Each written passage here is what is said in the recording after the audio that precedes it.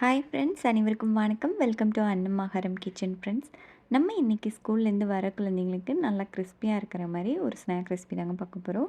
Taste வந்து ரொம்ப நல்லாயிருக்கும். கண்டிப்பாக ட்ரை பண்ணி பாருங்கள். செய்கிறதும் ஈஸியாக தான் இருக்கும். இப்போ இதுக்கு 1/4 கப் அளவுக்கு கடலைப்பருப்பு எடுத்துருக்கேங்க. அது வந்து தண்ணி ஊற்றி ஒரு 2 தடவை நல்லா அலசி எடுத்துக்கலாம். அலசிட்டு இதை வந்து 2லேருந்து 3 மணி நேரம் நல்லா ஊற வச்சு எடுத்துக்கோங்க. நம்ம கடலைப்பருப்பு சேர்க்கும்போது வெளியே வந்து நல்லா கிறிஸ்பியாக இருக்கும். டேஸ்ட்டு வந்து ரொம்ப நல்லாயிருக்குங்க. இப்போ இதை ஊற வச்செல்லாம் இருக்கட்டும். இப்போ ஒரு கடாய் வச்சு 1/2 கப் அளவுக்கு தண்ணி சேர்த்துக்கோங்க. உப்பு தேவையான அளவு சேர்த்துக்கலாம். 2 டீஸ்பூன் அளவுக்கு எண்ணெய் சேர்த்துக்கோங்க. காரத்துக்கு தகுந்த மாதிரி மிளகாய் பொடி சேர்த்துக்கலாம். இதில் வந்து நான் ஃபுட் கலர் கொஞ்சம் ஆட் பண்ணுறேங்க. இது வந்து உங்கள் ஆப்ஷனல் தான். நான் வீடியோவுக்கு வந்து நல்லா எடுத்து கொடுக்கணும் அப்படிங்கிறதுக்காக ஃபுட் கலர் சேர்க்குறேன். நீங்கள் வேண்டாட்டி ஸ்கிப் பண்ணிக்கலாம். இப்போ தண்ணி நல்லா கொதித்து வந்ததும் இது கூடவே 1 கப் அளவுக்கு அரிசி மாவு, 1/2 கப் அளவுக்கு மைதா மாவு சேர்த்துக்கோங்க. மைதா மாவு சேர்க்கும்போது டேஸ்ட் வந்து டிஃப்ரெண்ட்டாக இருக்குங்க. அப்படி உங்களுக்கு வேண்டாட்டி நீங்கள் அரிசி மாவை கூட சேர்த்துக்கலாம். இப்போ இதை வந்து நல்லா கலந்து விட்டுட்டே இருக்கலாம். அதோட தண்ணியெல்லாம் வந்து நல்லா வற்றி வர வரைக்கும் நல்லா கலந்து விட்டுக்கோங்க. உங்களால் எந்த அளவுக்கு நல்லா கெட்டியாக கலந்து எடுக்க முடியுமோ அந்தளவுக்கு நல்லா கெட்டியாக கலந்து எடுத்துக்கோங்க. இப்போ பாருங்கள், நல்லா கெட்டியாயிருச்சு. இப்போ நம்ம அடுப்பை ஆஃப் பண்ணிவிட்டு இதை வந்து மூடி போட்டு வச்சிடலாம். இது நல்லா ஆறி வரட்டும்.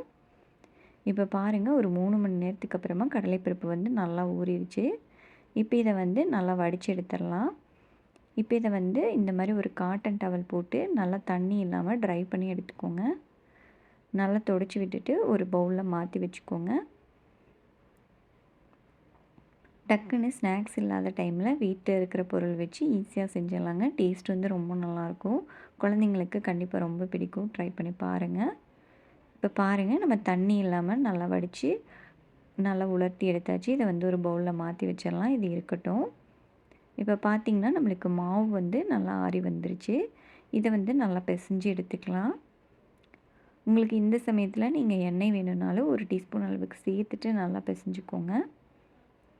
இதை வந்து நல்லா சாஃப்டாக பிசைஞ்சு எடுத்துக்கலாம். நல்லா கையோட இந்த ஊரப்பகுதியை வச்சு நல்லா அழுத்தம் கொடுத்து பிசைஞ்சுக்கோங்க. நம்மளுக்கு ஈஸியாக வந்து பிசைய வந்துடும். கட்டிகள் இருந்தாலும் நம்மளுக்கு உடஞ்சி வந்துடும் அழுத்தி பிசையும் போது. பாருங்கள், இந்தளவுக்கு நல்லா பிசைஞ்சு எடுத்துக்கோங்க.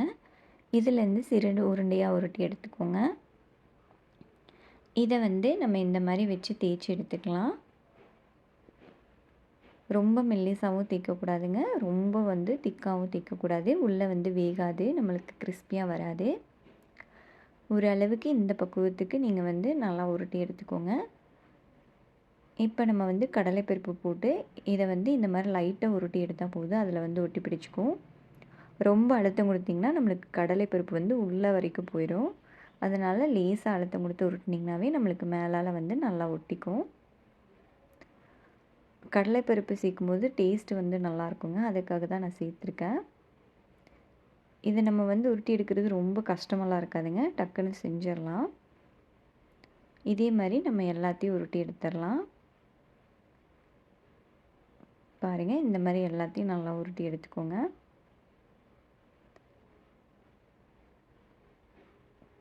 நம்ம நார்மலாக முறுக்கு தான் செய்வோம். இதில் வந்து கடலைப்பருப்பு மேலே வந்து செய்யும்போது அதோட டேஸ்ட்டும் நம்ம அந்த முறுக்கு மாவோட டேஸ்ட்டும் சேரும்போது ரொம்ப நல்லாயிருக்கும்.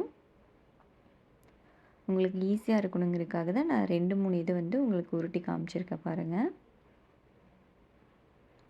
இப்போ இதே மாதிரி நம்ம எல்லாத்தையும் உருட்டி எடுத்துக்கலாம். இப்போ பாருங்கள், நம்ம எல்லாத்தையும் ரெடி பண்ணி எடுத்தாச்சு. இப்போ வந்து நம்ம பொரிச்சு எடுத்துடலாம். எண்ணெய் வந்து நல்லா காஞ்சதும் இதை வந்து போட்டுட்டு மீடியம் ஃப்ளேமில் வச்சு நல்லா பொரிச்சு எடுத்துக்கோங்க. அப்போ தான் நம்மளுக்கு எல்லா பக்கமே கிறிஸ்பியாக வந்து வெந்து வரும். இல்லைன்னா உள்ளே வந்து மாவு மாதிரி இருக்கும். எண்ணெய் வந்து நல்லா காஞ்சதுக்கப்புறமா சேர்த்துக்கோங்க.